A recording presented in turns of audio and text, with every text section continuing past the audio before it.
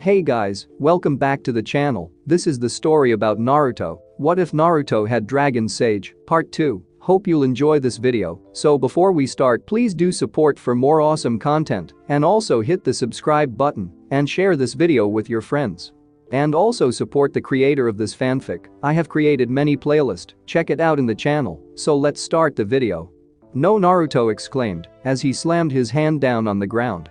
A moment later Hattori appeared in a puff of smoke. Hattori-sama, it's good to see you again. I wish I could say the same, boy, the dragon said. You know what I'm going to ask, don't you? Naruto phrased it like a question, but they both knew it wasn't. So you've finally encountered the Black Knight, Hattori said simply. It is an entity which wields the darkest emotions of the White Knight. You? Me? Why me? Naruto asked him. That's simple, you wield the Raijin, the dragon boss answered with a snort. When you accepted the Raijin, when you accepted Duke, you were able to draw on his power on your power and wield it against your darkness. The Black Knight is known as Crusader. He is the embodiment of death and destruction given physical form. The Onijin is the Raijin's dark counterpart and its equal in every shape and form. Then how do I beat him? Naruto asked in frustration. Beat him? Foolish boy. He is you, so you should know better than anyone you cannot defeat yourself in such a way. You will have to fight him, but you cannot kill him, because if you do he will just reform later, Hattori explained. So what do I do then? Naruto shot back. You will have to find the answer to that yourself, Hattori responded. Great, as if things weren't bad enough, what the hell is up with these swords anyway? Naruto restrained himself from outright shouting. I'd better start at the beginning. Tell me, boy, do you know the story of the Rikiden Sennin? Hattori questioned. Yeah, he was supposed to be this big guy who discovered chakra. Naruto blinked at the odd question. The Rikiden Sennin was a priest who went from town to town and taught ninjutsu to everyone who came to him. He became known as a god by defeating the most powerful demon in history, a demon so powerful it made even the Kyuubi look like an ant. In comparison, it was known simply as the Juubi, Hattori explained. There's a Biju with more tails than the Kyuubi? Naruto asked in shock. It was a creature of unrivaled strength, and unlike the Biju of today, it was able to contain its mind enough to think about what it was doing. It was an abomination that wanted to destroy everything and kill everyone it came across. Even my kind was threatened by it. My own father was killed by it, Hattori continued.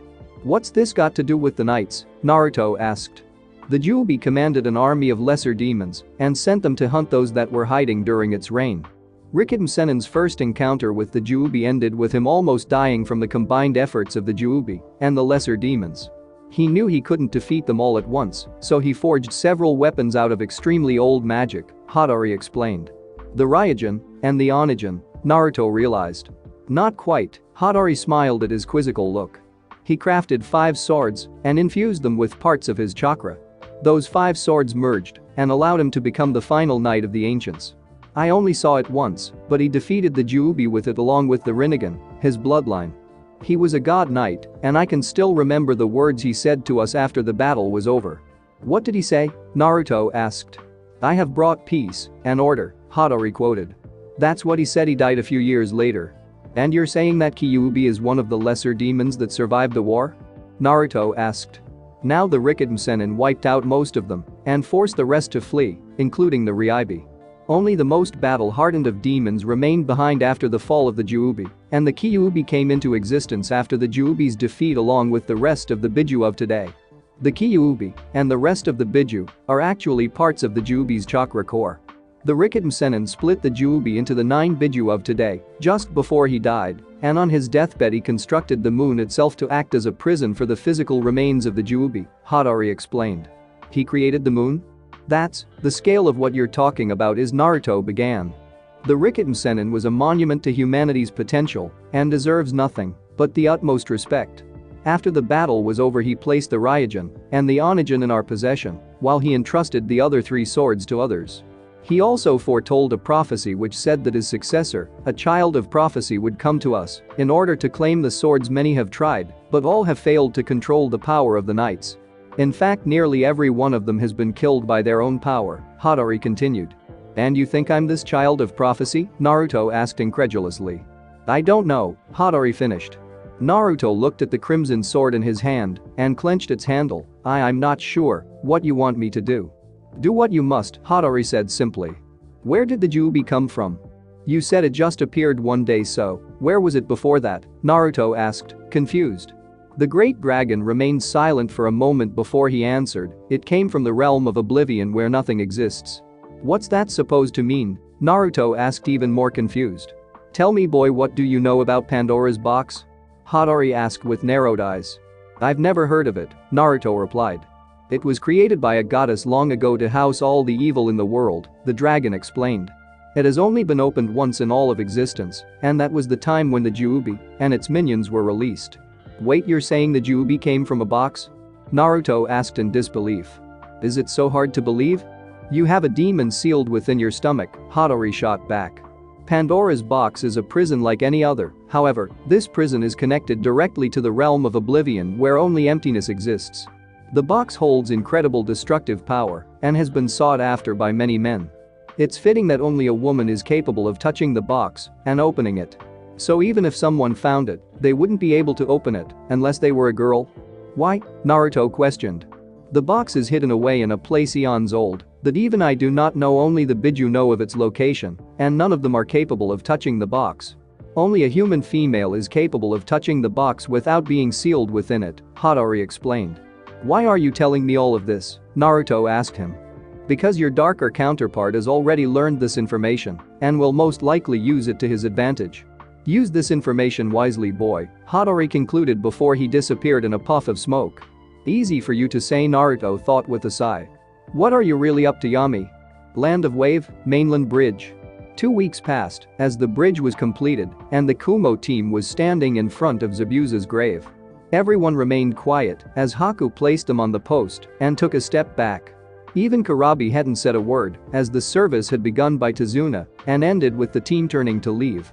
Haku, come on, we're leaving, Naruto said to her as he saw that she wasn't moving. Goodbye, Zabuza-sama. Haku bowed her head in respect for her fallen mentor before turning away and following the team. On her back was the large Kubikiri HMCHM which she kept as a memento of the man who saved her life years ago. They soon arrived at the bridge to see most of the villagers there waiting for them. Thanks to you, our bridge has been completed, but it's going to be pretty dull around here when you're gone, Tazuna spoke with a chuckle.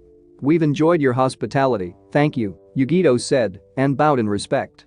Tazuna, you old drunk, we'll come back and play with you again. Just make sure the next time you call us there are bad guys involved, Naruto quipped. I'll do that, Tazuna chuckled with a nod. Come on team, let's go home. While we're still in the zone, Kurabi rapped as he started down the bridge towards the mainland with Haku trailing behind him. Inari Naruto trailed off as he saw the younger boy's face. I promised myself I wouldn't cry, Inari said as he tried to remain calm. It's okay to cry when you're happy, Naruto said with a smile before he followed his team. That boy touched Inari's heart and Inari touched the hearts of the villagers because of him. Naruto built the bridge that eventually carried us all hope and courage just like a knight of the western lands, and speaking of bridges. We still need to name this one, and there's only one name I think will fit, Tazuna declared with a smile. What are you going to call it? Tsunami asked her father. How about the Great Naruto Bridge? Tazuna suggested. Hey, it's a nice name, Dad, Tsunami chuckled. Then I named this bridge the Great Naruto Bridge. Tazuna declared, and the crowd cheered for the peace they now had. Land of Fire, Fire Temple. It was early morning when the monks began their daily activities, but many of them could sense the approaching storm that was slowly creeping its way towards them. In the forest just outside of the temple, a familiar 12-year-old boy walked up beside the main gate of the temple. From the trees he could see the monks on guard at the entrance and couldn't help but smirk at them. He had been traveling for days, ever since his defeat in the Land of Wave, at the hands of his counterpart Uzumaki Naruto and that blasted ox.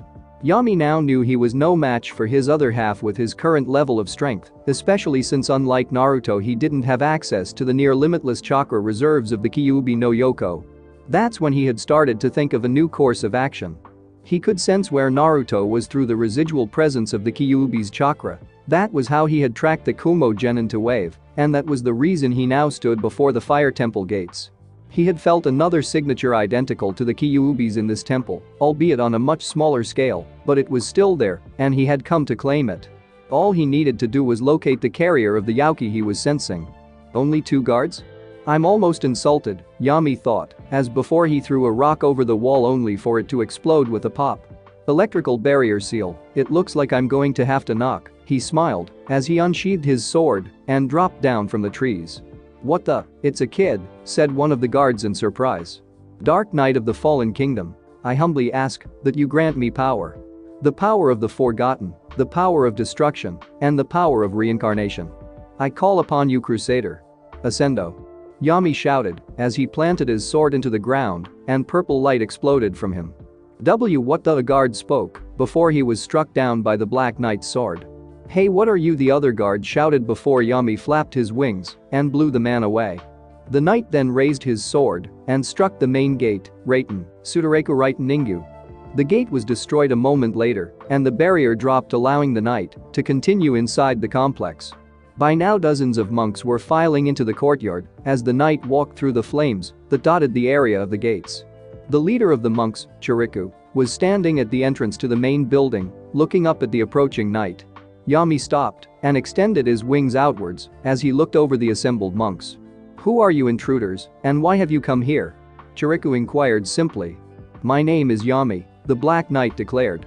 I have come for the corrupt power you have in your possession. There is nothing corrupt here, Chiriku responded, not knowing what the entity before him was talking about.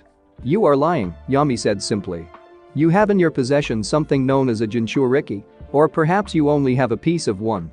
It doesn't matter, hand it over to me, and I shall leave here peacefully. Jinchuriki, the words muttered.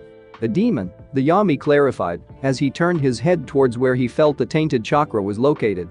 You, his eyes flashed red as he gazed down at a boy the same age as him. That kid, said a monk. I always knew he was trouble, another said. I'm afraid I cannot allow you to take him, Chiriku declared, effectively silencing the monks. So be it, flames exploded from the knight's wings and struck several locations in the courtyard. Kaiten, Sempu Hisenka. Several monks couldn't escape in time and died as the flames incinerated their bodies within moments. Ftan, Jkarep Shm, the boy he was after exclaimed as he sent a large claw of chakra at him. This might be fun after all, Yami grinned inside the night and took to the air. What do you want from me? The boy shouted. Everything. Sudareku Raiten Ningu. Yami yelled back as he sent a large blast of lightning down at the temple. Brame, Senjusatsu, Chiriku said, as a large spiritual golden cannon with 1,000 arms appeared and shielded the temple from the attack. Interesting. Yami laughed as the cannon suddenly shifted into a red demonic monstrosity right before his eyes. Stay down, Sora, Chiriku said to the boy as he sent the 100 spiritual fists at the descending knight. Come here. Sudareku Raiten Ningu. Yami gave out an echoing battle cry as he struck down on the cannon and forced Chiriku to drop to his knees. And then suddenly, the pressure was gone. What? Chiriku looked up but saw no sign of the knight. A yelp of pain suddenly caught his attention. Sora. Yami stood behind Sora with the Onijin resting on the boy's right shoulder and blood flowing out of the wound. Don't move the old man or he dies, Yami said coldly as red chakra leaked out of Sora's body and flowed into the Onijin. You're nothing but a child, Chiriku realized. A child with power, Yami sneered as the red chakra stopped flowing.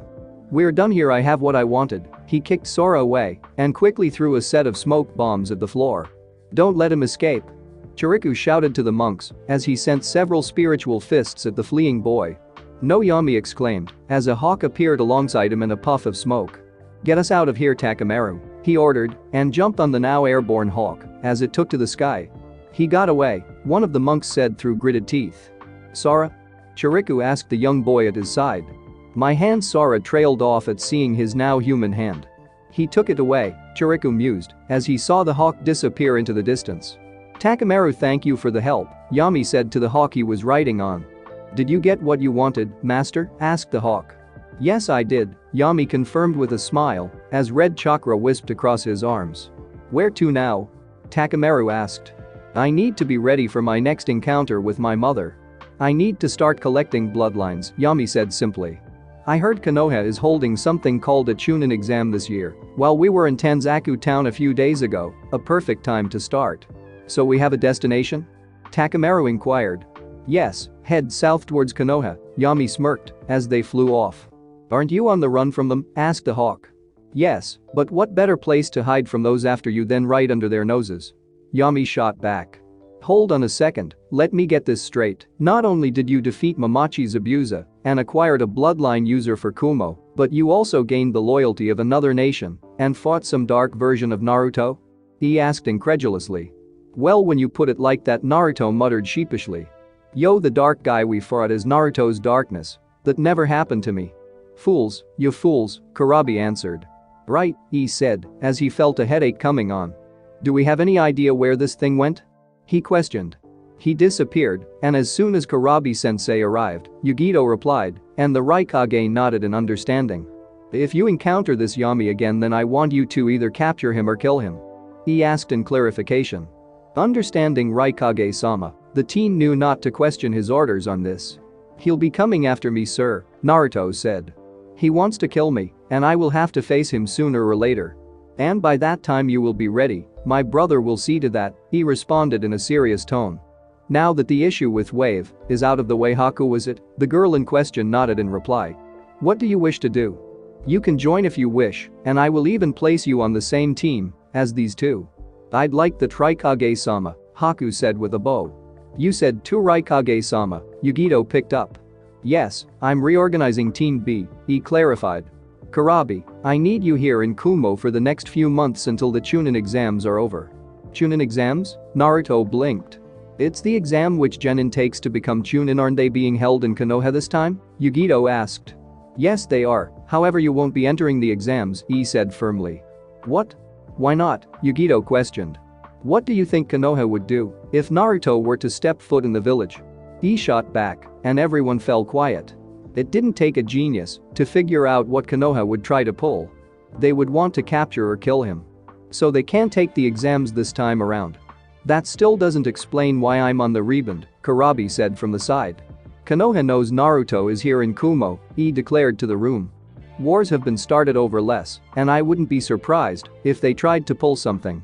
Fine, I'll still be here, Kurabi sighed. Team B will be reorganized into Naruto, Yugito-chan, and Haku.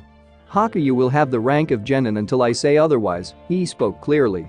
Yes, Raikage-sama, Haku nodded in understanding. Good, now Team B, I have a mission for you. The three Genin immediately straightened as his aide handed them a file. Her name is Fujika's Yuki. She's an actress who is rather famous in the movie industry. Currently she is working on a new Princess Gale movie, and they are filming it in the Land of Snow. 10 years ago the Land of Snow was in a state of civil war, with one side being aided by Yukigakure no Sato. The result was the daimyo murdered and Koyuki Haim forced into hiding. These days Yukigakure no Sato has become erratic and prone to attack anyone who enters the Land of Snow. We're supposed to guard Yuki-san? Yugito inquired. Correct. Yuki-san has a large amount of power despite the fact that she doesn't use it. To the public she is a symbol of hope in this chaotic world we live in, though from what I'm told she doesn't seem to care, he replied gruffly. Your mission is to simply guard her. Normally this is a B rank mission, however there is a possibility that you may encounter Jonin, so this will be classed as an A rank mission, understood? Wouldn't this be better for Chunin and Jonin, Raikage-sama? Yugito asked, confused. Normally yes, however, missions are erratic, right, not because of the exams, and quite frankly I want you three as far away from Konoha and Kumo as long as the exams are going on. Understood? He concluded. Yes, Raikage-sama, the three Genin answered as one. Good. You've proven yourselves capable in the Land of Wave, so I expect you to keep it up. Dismissed, the Raikage ordered, and the three disappeared out of the door. Isn't this too soon? They may go kaboom, asked his younger brother. I wouldn't have assigned them this mission if I didn't have faith in them, he replied as he leaned back in his chair. Those three are exceptionally powerful from what I read in your report, but they need experience before it happens. What's this it that's got you in such a fit? Kurabi inquired. War, the Raikage answered gruffly. According to the file, Yuki-san should be in the Land of Grass right now and will be continuing on to the Land of Rivers in a few days. We should catch up with them at the Land of Rivers, at least then I'll be able to sense them without the inference from other chakra signatures, Yugito spoke up. Then let's go. The sooner we get there the sooner we find our client. Haku? Naruto said, and then turned to their new teammate. We do not wish to run into any hostile forces, Haku responded after a moment. We should try to mask our presence as much as possible until we reach our client. I agree, tell us what to do, Yugito said to the other girl. They set off a few minutes later with Haku leading the way, mostly because of her training to hide her presence at all cost and to keep the team relatively undetected until they passed through the land of fire and into the land of rivers. Land of rivers, film crew campsite. Pandemonium. That's the only word to describe the situation at the campsite as the camera crews ran frantically throughout the area, searching for something or someone. This was the scene that Team B arrived at as they landed on the branches of a nearby tree. "Hello?" Naruto spoke up, catching the attention of the man in charge. "We're ninjas from Kumo here to guard an actress known as Fujika's Yuki," he said. The man immediately sighed in relief. "I've been expecting you. My name is Sandayu, and I am Yuki's manager," spoke a man off to the side. "Where is Yuki-san?" asked Yugito. "She's the film director," cited the question. "What was that?" Naruto blinked. "She's run away again," the director stated clearly. "Run away again? How often does this happen?" Naruto asked after a moment. "Well, every few hours, since we started heading for the land of snow," Sandayu admitted. "Right, Yugito, can you find her?" Naruto asked, turning to his fellow Jinchuriki. The Nibi Jinchuriki nodded and turned towards the east. "There is only one chakra signature in the area, and it's that way." "Haku, you take the lead," Naruto said as he turned to his other teammate. "Stay close," Haku said to the two blondes before she took off into the trees. Her teammates followed a moment later. She had to get away. She couldn't go back. Not there, not to the place that took her father away from her. She couldn't go back. She'd die if she did. She didn't have any fear of death, far from it actually, she wanted to die. She just didn't want to give those bastards the satisfaction of finally putting her out of her misery. "I must get away," was the only thought running through Fujika's Yuki's head as she ran through the forest towards the land of fire border. Thump. She stopped dead in her tracks and turned swiftly to check the source of the sound. Immediately she spotted three figures drop down from the trees, one boy and two girls ranging from the ages of 12 to 14. Fujika's Yuki asked the blonde girl of the group. "What's it to you?" Yuki shot back as she clutched the purple necklace around her neck. "We're your guards, and right now you're needed back at the camp." "Come on," the boy said, seemingly bored. "I'm not going back there," Yuki said with a look of disgust. "Haku," Naruto said after a moment, and a moment later the older girl appeared behind Yuki. One chop to the neck later, and Yuki collapsed in her arms. "Why do I get the feeling this will be a long mission?" "Don't jinx it," Yugito shot back. "We should return to camp before dusk," Haku said as she hefted the actress onto her shoulder, and they took off into the trees a moment later. Hiding on one of the tree branches nearby was a single masked man dressed in a long gray cloak and bearing the of Yukigakure no Sato. He narrowed his eyes as he watched the three genin leave with their objective and knew he had to report this to his superiors. Silently he disappeared into the trees towards the landing site. Land of snow, Yuki airship ocean. The room was silent as the film played on the wall screen in the darkened room of the airship, and the occupants couldn't help but feel amused at what they saw. The daimyo of the land of snow, a man named Kazuhana Dodo, paused the film and spoke with great amusement in his voice.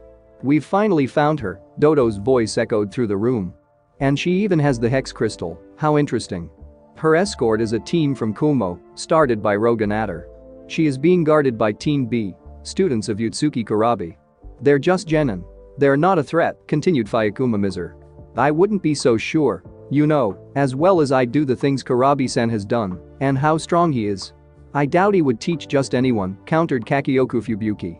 "She's right, his other students, and especially that bitch, Samui, aren't normal at all. We should be careful," finished Natter. The recording then resumed for a moment before it was paused again, this time with the picture of all three genin together. "Who are these genin exactly?" he inquired curiously. "The girl on the left is Ni Yugito, the granddaughter of the Sandaime Raikage, and is unquestionably skilled in the ninja arts. According to our spies, the other girl is Mamachi Haku, the former apprentice of Mamachi Zabuza, a member of the 7 Shinobi Swordsmen of the Mist. Finally, his entire file is classified above top secret and we couldn't get much information on him," Fubuki explained. "Yeah, according to our spies he was originally from Konoha and failed the graduation exam 3 times, but he managed to kill a Chunin before escaping the village with the forbidden scroll of sealing. He's now a member of Kumo and is said to be the main reason that the land of Wave is now free from the business tycoon. Gato, finished Miser. What about Konoha? What do they say about him? Natter inquired. They don't say anything about him. Jiraiya-sama's spy network neutralizes almost all of our spies that go to Konoha, but the ones that have survived reported that this kid has been all but ignored by the populace. Officially he doesn't exist, Fubuki answered. Now that is interesting, Natter mused with a smirk as he walked in front of the image. Oh? Dodo said with a raised eyebrow. This boy must be something dangerous if Konoha is trying so hard to erase his name from their village. Nature's smirk started to whiten. His hand rests on the image of the blonde boy. I wonder why. We will find out soon enough. Just bring me the hex crystal, Dodo gave the order. Land of Snow, film ship Ocean. Yuki groaned as she awakened from her slumber just long enough to roll over away from the sunlight that came in through the window. The room felt like it was swaying and her head was pounding as she tried to sit up. Yuki-sama, are you awake? Asked a voice which she recognized immediately. Sandayu, could you get me a glass of water? My head won't stop spinning, she said as she rubbed her eyes to clear them of sleep. This is going to sound crazy, but it feels like the room is swaying, she added. Well, actually it's not all that crazy, Sandayu said nervously. What? She blinked only for him to point out of the window at the sea outside. Oh no, she muttered before she jumped out of bed and dashed to the door. She swung it open and ran down the corridor until she reached the door at the end. She swung it open and stepped out only to step onto the main deck of the large ship. You have got to be kidding me. Such was the life of a famous actress. I see she's as cheerful as ever, Yugito said sarcastically as she looked over at the actress getting fixed up for the recording session. It's not so bad, Naruto said with a sigh. We could have a bloodthirsty maniac with a giant sword after us again, no offense Haku. None taken, Haku waved it away as she tapped the Kubikiri HMCHM. Let's hope we don't run into one this time around, Yugito shrugged. Land of Snow, Iceberg Ocean. An iceberg? I know this is the land of snow and all, but what's with a single iceberg in the middle of nowhere right in our path? Naruto asked, confused. It is strange, Haku commented. That's because it was formed from chakra, Yugito whispered to them. The iceberg was made by someone who can control ice, she added. Ice, Haku? Naruto asked as he turned to the girl. She shook her head in response, don't look at me. Well, if it wasn't you, then who was it? I doubt there are any other Hyoten bloodline wielders out there, Naruto countered. Yuki nins are famous for their usage of Hyoten, Yugito cut in. Anyone with wind and water affinities are capable of using Hyoten, but only those with it engraved into their bloodline can do it without training. So that means Naruto trailed off. Someone's out there, Haku nodded in conclusion. I can sense there's 3 of them on the iceberg. What do we do? Yugito asked.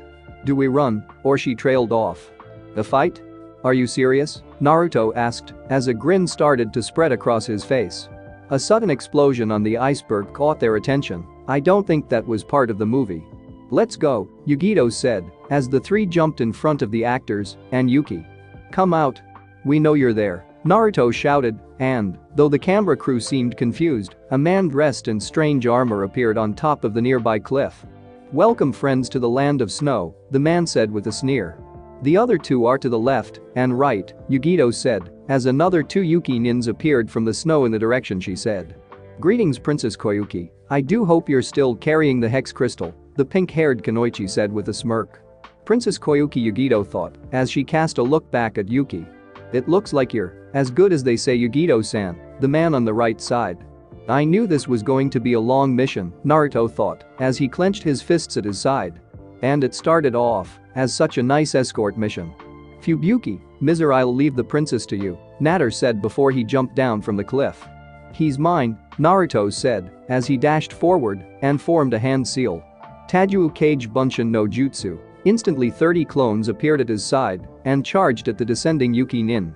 That's a lot of clones for a kid to make, Natter thought, as he cut into them and weaved through the gaps in their attacks. Solid clones? He has skill, but he is still a child, he added as he destroyed the last of the clones. Get ready to have a taste of my hook, Naruto said as he spread out a large scroll in front of him. He bit his thumb and pushed blood on the scroll, Fuin, Kai. 7 short swords appeared in a puff of smoke a moment later, and he caught them all with different parts of his body. Let's see you dodge this. What are you doing, kid? Natter asked, amused. This? Naruto shouted as he jumped at Yuki-nin. His movements are impossible to read. Natter narrowed his eyes at the thought. Hey, isn't that Haku? Trailed off. Yeah, that's Karabi-sensei's Kenjutsu style, Yugito agreed as Fubuki and Mizer shot forward. Get out of the way, little girls. Mizer shouted as he cocked his gauntlet arm back. I'll deal with him, Haku said as she jumped over the incoming Yuki-nin and formed a hand seal. Makamheimshm. A few seconds later, the snow around Mizer formed into ice mirrors. Fubuki came in from the side and sent a swarm of ice swallows at Nibi Jinchuriki. Heimton, Tsubum Fubuki, she called out as Yugito jumped to the side and evaded the barrage. I can't afford to play around here, Yugito thought as her hands quickly formed several hand seals. A second later, she exhaled a large fireball at the rebounding swarm of swallows, thus destroying them. Kaiten, Gakakyu no Jutsu. As soon as the swarm was melted, she turned and hurled a ball of lightning at the Yuki Kanoichi, Raikyu. Bitch, Fubuki grunted before she jumped away to dodge the blast. She touched the ground and ice exploded up, trying to catch Yugito in its grip. Heimerum no Jutsu. Damn it, she got me, Yugito thought as her body became encased in ice. Not so tough now, are you? Fubuki taunted with a smirk. Jinchuriki no Jutsu, dark blue chakra exploded from Yugito's form and shattered the ice around her. She dropped to the ground as it took the shape of a fire cat with a single tail. I refuse to die that easily. What is she? Fubuki thought in fear as her opponent disappeared in a burst of speed. Nekomata Enden, Yugito roared as she sent a large blast of flames from her mouth. Damn it, Fubuki grunted as the blast slammed into her chakra barrier that her armor produced. Suddenly Yugito appeared behind her with her arm glowing white. Oh no. Kazuki, Yugito exclaimed as she struck the barrier with a deafening bang. Fubuki backed off as the generator on her shoulder shattered from the jutsus. Damn, she almost had me there. Another inch and I would be dead if that was too close.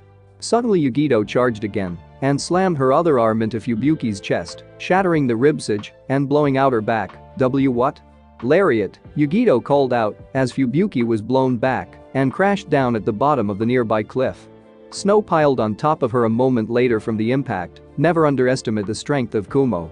On the other side of the battlefield, the ice mirrors Haku created before shattered as Haku came hurling out of it. The ice melted a moment later to reveal Mizer with metal hands outstretched. Mizer chuckled in glee as he shot forward and brought his hand down on the ice girl, who was just barely able to bring the Kubikiri HMCHM up in time to deflect the blow.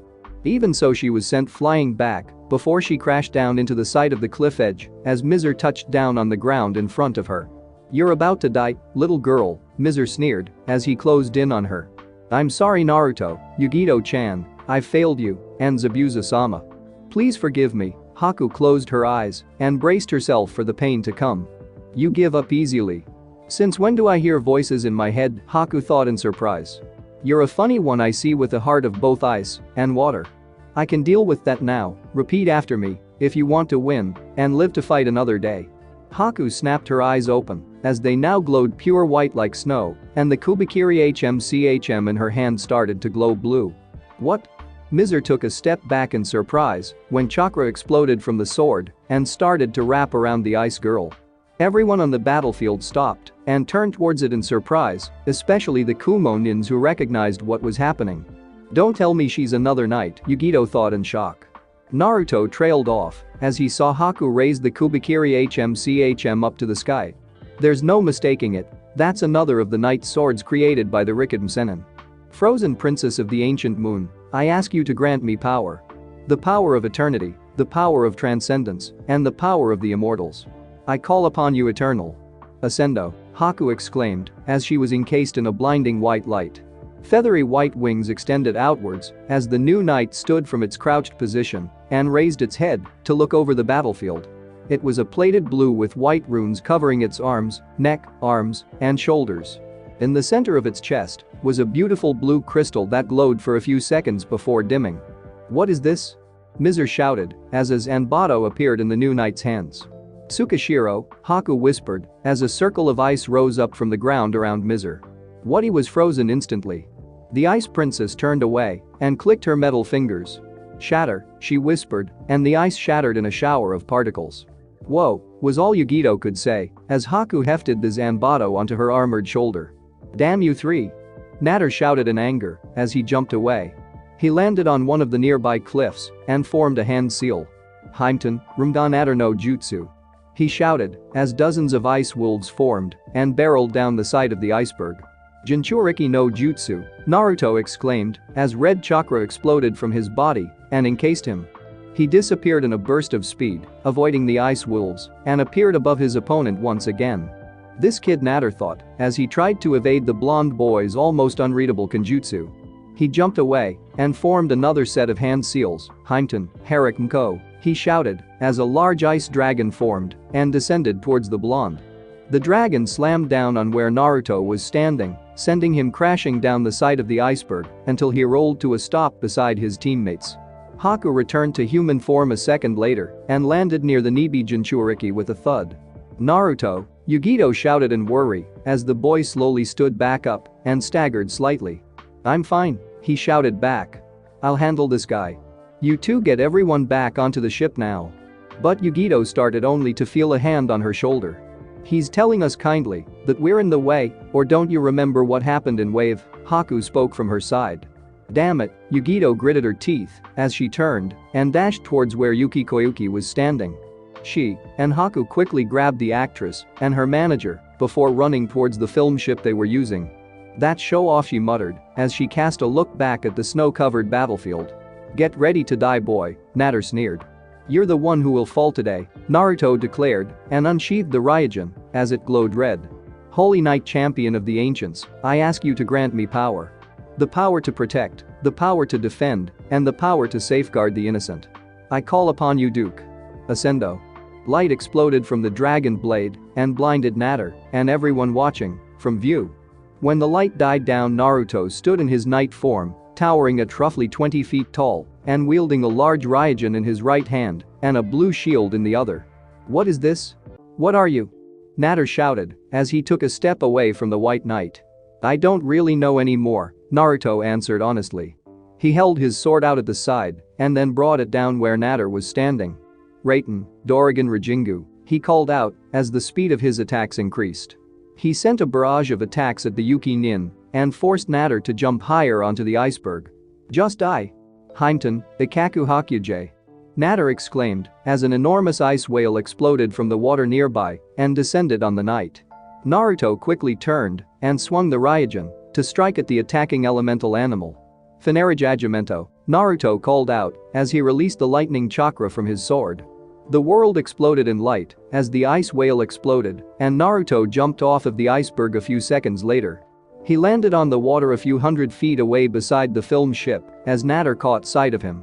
Channeling chakra to my feet to stay on top of the water is draining me faster while I'm in this form. I have to end this now, Naruto thought as he raised his shield in front of him. Watching from the ship, Yugito blinked when she saw the large blue shield begin to glow. Isn't that Naruto's? Yes, it is, Haku confirmed as the film crew kept recording. Phanerajushian.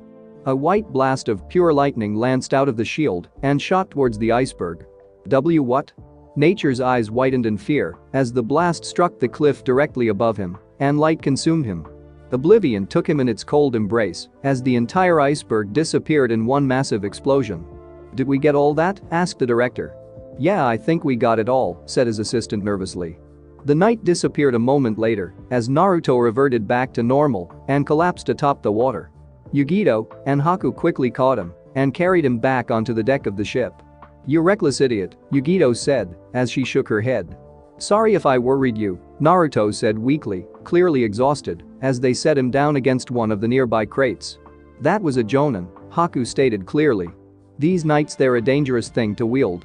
Yeah, but that's what makes me worry so much.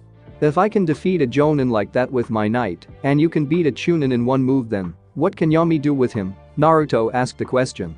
Neither of the girls had an answer. Land of snow, film ship, ocean. Okay, start from the beginning, before I get mad, Naruto said, trying to suppress his rising anger at the man in front of him. Sandayu bowed his head, took a deep breath, and began. Fujika's Yuki is only an alias I created. Her real name is Princess Kazuhana Koyuki. She's next in line for the Land of Snow's throne, he stated. I served the princess's father, the former daimyo of the Land of Snow, Sasetsu-sama. Then 10 years ago Susetsu-sama's younger brother Dodo hired a group of Yuki nins and started a coup d'etat. The Kazuhana palace was burned to the ground and Susetsu-sama was killed by them. I thought the same fate befell the princess, but she was saved by a man from Konoha called Haddock Kakashi, Sandayu explained. Haddock Kakashi? Yugito asked surprised. Do you know him? Naruto asked curiously. I know of him, Yugito clarified. He's a living legend in the shinobi world. His father was Haddock Sakumo, and he was recognized as a genius at a very young age. He became a jonin at the age of 13 and was a student of the Yondaime Hokage. This guy was a student of my dad? Damn, Naruto blinked in surprise. Yeah, I know, he's also said to be a candidate for Godaime Hokage, Yugito added. Sandayu remained quiet until they turned their attention back to him. The day I discovered Koyuki-sama was alive I was practically beside myself with joy. She was alive after all those years. We all thought she had perished with her father. I should have died that day, a voice rang out from the door. There leaning against the archway was Kazuhana Koyuki. I am alive, but whatever tears I had left all dried up that day. Sandayu wiped the tears from his eyes, and that's how I came to be the manager of Fujika's Yuki. I have bided my time, waiting for the opportunity to return the princess to the land of snow. So you've just been using us all this time? Asked the assistant to his side. I'm terribly sorry for deceiving you all, but it was for the land of snow's people, Sandayu said, as he stood and moved in front of the snow princess. He dropped to his hands and knees, pleading with her, please princess. I beg of you, confront Dodo and assume your place as the leader of our home. Koyuki stared at him impassively. You've got to be kidding me. But what about the land of snow's people? Asked Sandayu fearfully. I could care less about them, Koyuki huffed and looked away with a look of disgust on her face. But Princess Sandayu began. Will you give it up already? Don't be stupid. It doesn't matter what you do, you can never get rid of Dodo, the princess said with a glare. Can I just say one thing? Naruto asked surprisingly calmly. I don't want to hear it, Koyuki shot back. You should give up. Naruto appeared behind her in a burst of speed. Trying to make me give up, he said from behind her as she quickly turned. Naruto-san, Sandayu whispered. We've already beaten Doctor's best in our last fight. I say we take the fight to him and kick him right off his throne, Naruto declared. You really are a complete idiot, aren't you? Yugito asked with a smile. You're getting more reckless by the day, sounds like fun. This time we can back it up though, Naruto said after a moment and turned to Haku. You have a knight, but Zabuza didn't, and you both wield the same sword, so I have to ask, how are you able to wield a knight? I'm not sure I understand it myself, but I think it must have reacted to my bloodline limit, Haku admitted. So long as there is hope, one may dream, and from those dreams the future is created. I like it. It's the perfect theme for our new movie, the director spoke up. The movie is evolving. Just think about it, how often do you get to make a movie with a real princess? We're looking at the chance of a lifetime here. I want to make this movie a reality. You can count on us to protect you, Haku said with a slight bow. Would you stop fooling around? There is no such thing as a happy ending in this world, Koyuki said in anger. Was that fear in her eyes? If that were true I would have died months ago, Naruto said with a sad smile. It brightened a moment later. Now let's go take back your country. That's a lot of guards, Naruto whispered as they gazed down at the fortress in the canyon below. Judging by their chakra I'd say they're all genin level except for one, Yugito responded. Dodo, Haku mused. It would seem so, Yugito agreed. Okay, let's get this over with, Naruto said as he backed away from the cliff edge. This is insane. Attacking Dodo's stronghold like this, Koyuki spoke up from the side. This isn't the first time we've done something like this, princess, Naruto told her. He's right, this is just like what happened in the land of Wave, Yugito agreed. There's a difference between Gato and Dodo though, Haku spoke up. We don't know what kind of things Dodo has up his sleeve, so this might not be as easy as it was in Wave. All the more reason to strike sooner rather than later, Naruto concluded. Have you got a plan? Yugito asked as her eyes flashed purple for an instant. Something worthy of a practical joke, Naruto trailed off before he told them the plan. I can't believe we're doing this, Yugito grumbled as she readjusted her purple dress. It's not so bad, Yugito-san, Haku said from the side, walking perfectly in her own white dress. I don't mind the dress, it's what we're using it for, and her plan, Yugito said as she turned to the other female teammate. Don't look at me, you agreed to it, and you said you wouldn't hit me, Naruto said from the side as she tried to walk straight in her red dress. Damn his Warak no Jutsu, Yugito bit back a growl from escaping her throat as they neared the main gates of the fortress. Well, hello ladies, what can we do for you? Asked the lead guard, clearly a mercenary. Daimyo-sama has requested us for today, Haku answered with a rather forced smile. Dodo? Why don't you come with me and get to know a real man? Offered the merc as he held out his hand with a grin. We specifically asked for him, Haku countered quickly. Let them through Fumeru, said the other guard. You don't want to upset the boss by breaking them in before he does, do you? I guess you're right, shame though, Fumeru shrugged and waved the three girls through. I'll take you to him, he said as he led them inside the fortress. Nicely done, Haku, thought the two blondes as they walked through a long corridor towards the throne room. Excuse me, Haku said, seemingly nervous, causing the guard to stop. Fumeru turned and asked, is there something wrong? I'm sorry about this, Haku responded with a smile. Sorry about, Fumeru started only to fall to the floor with 3 senbon in his neck. Alright, we're in, Naruto said as she made a hand seal. Kai, instantly her body changed back to its original form of Naruto. That perverted of yours is disgusting, Yugito growled out. But effectively, Naruto countered. Besides, we got past them, didn't we?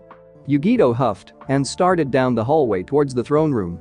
They kept to the shadows as they made their way through the large fortress towards their destination. Just before they entered the chamber, the group stopped and Naruto pulled out a scroll. I hope your plan works, Naruto, Yugito muttered as the blonde boy laid the scroll on the ground and unraveled it. It'll work as long as the seal I placed on Koyuki reacts to my chakra properly, Naruto said as he formed several hand seals. Where did you learn how to do these seals? Neither Zabuza-sama nor Karabi-sama have ever mentioned anything like these seals before, Haku inquired curiously. The dragons are surprisingly good at Fukinjutsu, and they've been teaching me how to do them. The toads actually do something similar with the seal I'm using now, but they can only do it with those who sign their contract. The dragons don't have that limitation, Naruto explained as he settled on his final hand seal. As long as I've placed a seal on a person, I can summon Jayaku Kuchiyus no Jutsu. He slapped his hand down on the scroll and smoke exploded from it. When it cleared, Koyuki appeared and looked around confused. What was that? She said slowly as her mind began to clear. You wanted to get inside the palace undetected, right? Naruto asked as if it were obvious. Can you do this at any time, Naruto? Yugito asked him as she looked down at the scroll. As long as I've placed a seal on the person I'm summoning, then yes, I can. The only bad thing is that it only works once. As soon as it's used, the seal fades and I have to reapply it, Naruto explained. Have you ever thought about summoning yourself like you can other people? Yugito asked after a moment. No, why? Naruto blinked in confusion. Because what you just did sounds an awful lot like the Yondaime Hokage's Hiraishin no Jutsu, Yugito replied, making everyone freeze. She's right, Haku spoke up. That you just used it sounds like a primitive version of the Hiraishin no Jutsu that Iwa fears so much. You know, I read in the Forbidden Scroll that I can't believe I missed how similar they are. Naruto blinked and looked down at the scroll that was now in his hands again. Let's talk about this later, Haku shook herself and looked down the corridor towards the throne room. We still need to deal with Dodo, Yugito nodded in agreement. You're all fools, Koyuki shook her head with a smile. You're hopelessly outnumbered and you still want to continue. Damn right we do, Naruto nodded with a smile. Now let's go and take back your country. They ran through the opening and into the large throne room which lay beyond. At the end of the chamber was a set of stairs with a lone chair at the top with a cloaked man sitting in it. It's been a long time, Koyuki, Dodo said with a chuckle. 10 years, you've grown quite beautiful, and judging by that sparkle hanging from your neck, it looks like you still have the hex crystal too. And you won't get your hands on it, Koyuki declared as she clutched the purple jewel. How wrong you are, Dodo shook his head and then clicked his fingers. Instantly 30 Yuki nins appeared in the room. As you can see, you are surrounded by the crystal that is the key to unlocking the Kazuhana treasure. Hand it over to me now. Naruto spoke up before Koyuki could respond. Hey bastard. Has anyone ever told you that you talk way too much? A second later the ceiling exploded, sending debris crashing down into the room and forcing the Yuki nins to scatter. High above was an airship which Dodo immediately recognized as one of his own and couldn't help but become consumed by anger at having his own equipment used against him. Hear me, Dodo. We've waited a long time for this day of reckoning to come. Asama Sandayu and 50 loyal warriors stand before you to avenge our beloved ruler Sasetsu-sama. You will die here, Dodo. Sandayu shouted from the airship as they dropped several more explosive barrels on the fortress. You, Dodo growled at the sight. You weren't expecting us to capture the airship that belonged to the snow team we faced on the iceberg, were you? That should keep the Yuki nins off of us for a while, Naruto grinned as he ran along the side wall and jumped at the snow daimyo. Come here. The blonde boy shouted as he drew the Ryujin from its sheath. Dodo cast off his cloak and extended his wings as he turned. Naruto struck down and connected with some kind of barrier similar to those used by the Yuki nins. He quickly realized that Dodo was wearing chakra armor, and it seemed to be a newer, clearly more powerful class of armor as well. You are such a pest, Dodo sneered and backhanded Naruto away, sending him crashing into the nearby pillar as Yugito appeared from above. Kaiten, Gakakyu no Jutsu, she exclaimed as she exhaled a large fireball down on the snow daimyo. It dissipated as soon as it hit the barrier. Damn it. We can't even touch him like this, she shouted in frustration. It's his armor, Haku shouted back as she threw a volley of senbon at the snow daimyo. Ninjutsu are useless against it, and this armor is too thick for my senbon to pierce. Damn it, Yugito gritted her teeth in frustration as she landed on a chunk of stone. Alright then, let's see how this armor of his holds up against my new, she said with a smirk. She quickly formed a set of hand seals, and her right arm was suddenly encased in golden flames. Kazuki. She shot forward and shouted, here I come. Haku gets ready to finish him off. Not so fast. Hyoten. Kakura Msetsu. Dodo called out as he threw out a punch at her, and a large black mist-like dragon exploded out towards the approaching blonde Kunoichi. That won't stop me, Yugito shouted back as she threw out her fire blade and cut through the mist-like ice dragon. She descended upon the snow daimyo a moment later and struck down, slamming hard into the chakra barrier. Come on, she muttered as she pushed down, hoping to break through the barrier. Insolent little girl. You dare to oppose me? Dodo shouted in anger and swung his arm round, catching her in the midsection and sending her crashing down at the bottom of the stairs. Haku suddenly appeared behind him and swung with the Kubikiri HMCHM. Dodo narrowly avoided the attack and kicked her away. Don't toy with me. Tajuu Kage Bunshin no Jutsu, a voice exclaimed, and suddenly the room was filled with 300 Naruto shadow clones. You think this scares me? Think again. Himten, Smrik Msetsu. Dodo gave out a war cry as he unleashed 2 black ice dragons of the clones. The 2 formed a tornado which began to tear the clones and the fortress apart. Outside, the airship was having trouble maintaining its position. Keep us steady. Sandayu shouted the order to the crew of the airship as the storm raged. And then suddenly the tornado stopped. Back down in the fortress, a shadow clone had grabbed hold of Dodo from behind, making sure to keep his arms secure and effectively cutting off the Hyoten. Get off of me. Dodo shouted in anger as he tried to break free. I got 2 words for you. Bunshin Daibakuha, the clone shouted before exploding in a furious blaze of destruction which shook the entire fortress. Silence. It's over, Koyuki sighed in relief. Land of Snow, Rainbow Glacier. Are you sure this is the right place? Naruto asked as the airship descended onto the snow-covered ground at the edge of the glacier. It had been 3 days since the battle, and the Yuki forces had all surrendered after the Dodo fell. Team B had taken 2 days to recuperate from their injuries, while they remained on guard in case any of Dodo's former associates sought vengeance against Koyuki. Speak of the Snow Princess. Yeah, this is the place, Sandayu confirmed. The vault of the Kazuhana clan should be in the center. He then pointed towards the altar at the center of the glacier. And the hex crystal is the key, Koyuki whispered as she started towards the altar. Are we clear, Yugito? Naruto asked his blonde teammate. I don't sense anything within 100 kilometers, Yugito confirmed. Good, Naruto grunted out as they approached the altar. Koyuki stood before it and inserted the crystal into the slot in its center.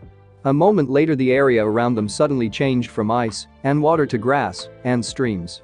It's so warm. What is this? Koyuki asked, confused. It's a heat generator, Sandayu blinked in astonishment. Believe in the future. If you do, then spring will surely come. The image of a younger Koyuki appeared in the middle of the glacier, though everyone could tell it was a recording. What will you do when it comes, Koyuki? A male voice asked. I'm going to become a princess, the recorded Koyuki said with a childish smile. Oh, and what sort of princess? The male voice asked. Well, let's see, one who's strong and kind and fights for justice, the young girl said cheerfully. That's some dream, the male voice sounded happy. Did I really say those things? The real Koyuki asked as she stared at the recording. A man much taller than the young Koyuki appeared with a smile as he stepped out beside the girl. He was dressed in green robes and was wearing glasses with a proud smile. Well, so long as you believe in your dream and never give up, one day you'll be that fine princess, the recorded Susetsu told her with a smile. He placed what looked like the hex crystal around the little girl's neck and looked onward. Can you see her? There's a beautiful princess standing right in front of you now, he said with a smile. By now the real Koyuki had tears trailing down her face as she looked up at her father's face. I have a problem though. There's something else I want to be, the younger Koyuki said over her shoulder. Susetsu looked curiously at her. Really? What's that? An actress, she replied with her childish smile. Susetsu chuckled at that, clearly believing she could do it. The real Koyuki started laughing lightly. Eventually the image dissipated, however, and the recording became nothing but memory. Sandayu watched on and smiled as he shook his head. After a few more seconds the image faded and silence fell on the glacier. Father Koyuki whispered sadly. Land of Spring, Kazuhana Palace airship. The inauguration ceremony went off without a hitch, and Koyuki had already set into place several laws that would start the repairs on the damage done by Dodo and his forces. A week after the battle team B prepared to set off towards home in a very different way compared to how they arrived. Can we really have it? Naruto blinked as he looked up at the massive airship that Dodo and his forces had used. I don't see why not, Sandayu shrugged. After everything you've done for us, it is the least we can do. I'm sure Koyuki Haim feels the same way. But still we can't even fly this thing right, Yugito countered as she gestured to the airship. Actually, I've been learning how to use the controls for a while now, Haku said. Can you fly it? Naruto asked her. Haku nodded, for the most part just didn't ask me to do any loops or anything. What about the generator? Yugito asked. That generator isn't fully developed, Koyuki replied as she approached the group. So it'll be back to winter soon, huh? Naruto sighed. Not really. If we take what we know and continue working on it, then we might be able to make it permanent without having to turn it on again. The land of spring has been born thanks to your actions, Koyuki said with a smile. Yeah, but it's kind of a shame really. I mean, you're a big star and you're going to have to retire, right? Yugito asked with a sad smile. Who said I was retiring? Koyuki asked with a smile. Ruling over the land of spring and acting, I think I can handle them both. I mean, I'd have to be out of my mind to give it up now. She started away from them. I hope you all visit sometime when things are less hectic. She disappeared into the palace again. Story of my life, Naruto said with a sigh. Well, we'd better be off, Yugito said as she climbed into the airship with Haku. Hey, Naruto here, Sandayu said as he handed the boy an envelope. What's this? Naruto asked him. Something for you and your team, Sandayu answered with a smile. Now go on, and I hope to see you three visit us sometime. We'll do that, Naruto nodded as he jumped onto the airship and opened the envelope. It was an autograph with a picture of his team and Koyuki standing in front of the altar at the Rainbow Glacier after it melted. As he entered the command section, he saw Haku sitting at the controls and heard the sound of the airship's engine coming to life. This thing is amazing, Yugito said from the side. Imagine what Kumo could do if they had this kind of technology. We'd have aerial superiority everywhere. We'd also be able to bomb any village and they would be hard-pressed to counterattack, Haku added. Yeah, but it'll be a while before Kumo has anything like this ready for combat. For now, let's just get this thing back to Kumo and report to Raikage-sama, Yugito sighed as she sat down in one of the chairs. She then looked over at the quiet blonde. Is something wrong with Naruto? It's nothing. Naruto shook his head and turned away. As he exited the room, he stopped and almost fell against a wall. This feeling, it's. What do you want from me? Everything. What the hell was that? It can't be, Naruto thought as he tried to steady his breathing. He shook himself as he recognized the image of a dark warrior, Yami. I see you've been busy, he spoke as he looked out at the airship that had landed on one of the platforms near the tower. It's all in the report, Raikage-sama, Yugito stated as she placed several sheets of paper down on the desk. Haha, I assume everything went well then? The Raikage asked. It was great, Naruto nodded in confirmation. Good, because I'm promoting you 3 to Chunin, he responded surprisingly to the group. Are you sure, Raikage-sama? Yugito stammered out in surprise. That was another reason for giving you that level of mission, he explained. I wanted to see if you had what it takes to do the right thing, even though it's not easy. I'm glad to say you passed, so congratulations on becoming Chunin. So the last mission was a test? Haku asked. Yes, it was, he clarified. What kind of a cage would hand out an A rank mission to Genin? They'd have to be out of their minds to even think of the idea. I mean, I've given you all A rank missions because I can count on you. The mission to the land of Wave, Yugito trailed off. I trusted my brother to look after you, he explained. And this last mission to the land of snow, sorry, I meant the land of spring. I sent you on that mission because I wanted to give you a chance at becoming Chunin through a field promotion. Field promotion? Naruto asked. If the Chunin exams were the only way to become a Chunin, then the villages would be made up of almost nothing but genin. The Chunin exams are meant to maintain good relations with other countries, however they also paint a large bull's eye on the genin who pass it. A field promotion keeps Chunin out of other villages' sight, he concluded. How are the Chunin exams going anyway? Yugito inquired. From what I hear, they're getting ready for the 3rd stage of the exams, the Raikage replied. He leaned back and shook his head, however none of our genin made it to the 3rd round, so I will not be attending it. Knock knock. He flicked the intercom and asked, what is it? Raikage-sama, there is a man from Konoha here to see you. He says it's important, his aide spoke through the system. Konoha, Naruto thought and stopped his fists from clenching. Send him in, he gave the order, and the door opened. A single figure stepped through one that was immediately recognized. That's Yugito stiffened at seeing the man. What can I do for you, Jiraiya of the Sannin? He asked with a neutral face. I'm not really here to speak with you, Raikage-sama. I've come to talk to him, Jiraiya answered and turned his gaze on the blonde boy. Uzumaki Naruto, right? Damn, who would have thought things would turn out like this, huh? Who are you? Naruto bit back the growl that threatened to explode from his throat. Good question. I am the Gamma Sennin no Miyabakizan. Pleased to meet you, Naruto, Jiraiya answered and waved slightly. How do you know who I am? The Kyuubi Jinchuriki questioned. I trained the Yondaime Hokage, Jiraiya replied. You trained? Why are you here? Naruto asked in distrust. I'm here to teach you something the Yondaime Hokage wanted you to know, the Gamma Sennin answered. If you really trained, where were you before now? Where were you when I was being hunted down by my own sensei? Where were you when my own sensei tried to kill me? Naruto growled out as red chakra started to flicker across his body. Where were you when my father sealed the Kyuubi in me? That last question stopped Jiraiya in his tracks. You know, the Gamma Sennin whispered in surprise. Yeah, I know, no thanks to Konoha, Naruto shot back. You didn't answer my questions, where were you? Jiraiya took a breath before he continued. I was keeping track of your enemies. Everyone in the room narrowed their eyes at his answer. Enemies? Naruto questioned. A group of 9S rank called the Akatsuki, thereafter the Biju including the Kyuubi, Jiraiya continued.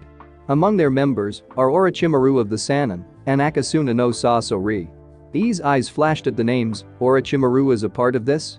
He was, but he appears to have left the organization, Jiraiya confirmed. Who's Orochimaru? Naruto asked, feeling out of the loop. Orochimaru is one of the Sannin and a student of the Sandaime Hokage like myself. He was also a candidate for Yondaime Hokage and betrayed Konoha after his father became the Yondaime instead of him. I've lost track of him since he left the Akatsuki, Jiraiya explained. So you'll train me to better fight them? Naruto asked. If you'll let me? Jiraiya offered. Naruto looked at Ii and then to Kurabi. The two brothers nodded and Naruto turned back to the Gamma Sennin. Alright, Naruto agreed with a sigh. What are you going to teach me? That Minato wanted you to know the Rasengan. Land of Fire, Konohagakure no Sato Chunin Exam Stadium. This was it.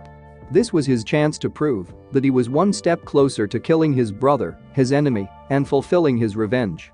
Uchiha Sasuke charged down the side of the stadium wall with his left hand encased in pure lightning chakra. He didn't care about the world around him. It was just him and his opponent. He closed in on his target. The Suna Genin he was fighting had encased himself in a ball of sand and was all but impenetrable to anything he could throw at it. Well, almost anything. Chidori, Sasuke exclaimed as he moved within striking distance, and the crowd held their breath.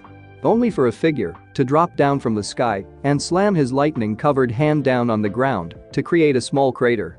He looked up and sent a glare at the one who dared to interfere with his match, only for his eyes to whiten at the sight he saw. Silence. Dope? Sasuke asked, surprised. Hardly, Naruto snorted in response. Foolish little abomination, still playing the genius I see? He sneered down at the Uchiha. Quicker than most could see, he brought his sword around and slashed down at the dark-haired boy. Gemma came from the side and grabbed Sasuke, but not before the blade swiped across the Uchiha's arm, drawing blood. Genma backed away with Sasuke in hand and kept his gaze on Naruto. Please call me Yami, since I'm definitely not that fun-loving moron, Yami corrected and licked the blood off of his sword. Immediately 8 Anbu surrounded him. I see the Hokage wants his little weapon back. Come with us quietly, Uzumaki Naruto, and you will not be punished, said Anbu. Yeah, it's not the best invitation, so no thanks, Yami quipped. Damn, I sounded way too much like dad there for a second, he shook himself in amusement. Red chakra exploded from his body, surprising and terrifying everyone present as it ripped his skin apart and took the shape of a human-sized chakra fox with 4 tails. Now who wants to go first? He roared and thrust out his hands, sending several large chakra arms at the Anbu. Up in the cage booth, Orochimaru, disguised as the Kazuki had shouted out, began operation. 4 Anbu were dead within moments of Yami's attack, and 2 more were injured, while a large genjutsu descended on everyone in the stadium. Yami turned quickly as Haddock Kakashi appeared behind him and thrust out a lightning-covered fist at him. Rikiri, the copy nin exclaimed as he drove the attack into the chest of the chakra fox. Yami roared when he died, Kyuubi's chakra is protecting him. Try something else. Yami roared and punched the ground, sending out a massive shockwave which leveled the stadium around them and no doubt killed a lot of people. Damn it, where is Tenzo? Kakashi thought in worry as he saw chakra start to gather at Yami's mouth. Doten, Doryuheki no, he exclaimed as a wall of solid rock shot up between the two. Yoniko Imari. Yami roared as the massive chakra sphere exploded towards the Konoha Jonin. It carved open the earth as it went, blowing right through the earth wall and forcing Kakashi to take cover in the ground. Sand suddenly exploded from behind the fox and revealed a massive sand tanuki glaring down at them all. Who are you? Gaara growled out from inside the monster. An ally for now, Yami replied. Why do you exist? Gaara sneered. I exist to destroy, Yami chuckled darkly. I seek naught but blood and carnage, nothing more and nothing less. Then staying out of my way, Gaara growled out and sent a wave of sand at everything that moved. Yami roared as bones materialized on his chakra shroud and 2 more tails formed to equal 6 tails swishing behind him. He let out a crazed laugh as he disappeared in a burst of speed and appeared above Kakashi. He's fast, Kakashi said just before Mito Guy came in from the side and kicked Yami away. Did I get him? Guy asked. Not likely, Kakashi responded as he stood up straight once more. Sasuke-kun. Sakura shouted out, catching his attention. Kakashi turned to the sight of an unconscious Sasuke in the arms of the known spy, Yakushi Kabuto. Get away from my student, Kakashi shouted as he jumped at the Odo spy. Shunshin no jutsu, a second later Kabuto disappeared with Sasuke in a poof of smoke. No, Sasuke-kun. Sakura shouted in horror as her crush was taken away. Damn it, Kakashi gritted his teeth and turned to Neji. Can you track them? He asked. They're out of my range, Neji replied as he shook his head. Sasuke-kun, Sakura cried. Tadju Amari, 6 bolts of chakra exploded from the smoke near the stadium and closed in on the group. Doten, Doryuheki no Jutsu, Kakashi exclaimed as he created a large stone wall to protect them. The 6 small chakra spheres impacted the wall and exploded, shattering the wall as if it were glass and consuming their vision in fire.